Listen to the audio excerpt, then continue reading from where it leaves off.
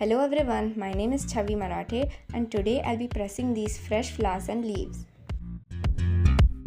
I've made another video of how to preserve these pressed flowers and leaves. The link is in the description. So let's get started. First, on a sheet of newspaper, I'm placing this parchment paper and laying it with my leaf. And after covering it, I'm going to press it with an iron box.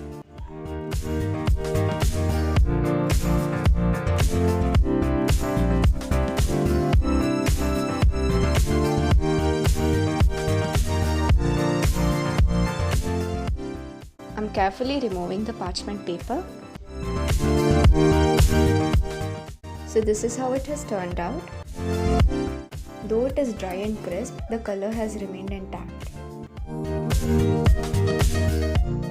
Now I'm going to press the remaining leaves, and this is how they turned out. You can keep it inside a thick book for a few days so that it flattens out.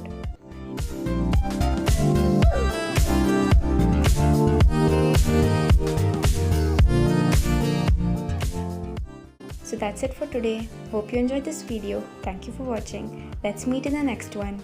Bye bye.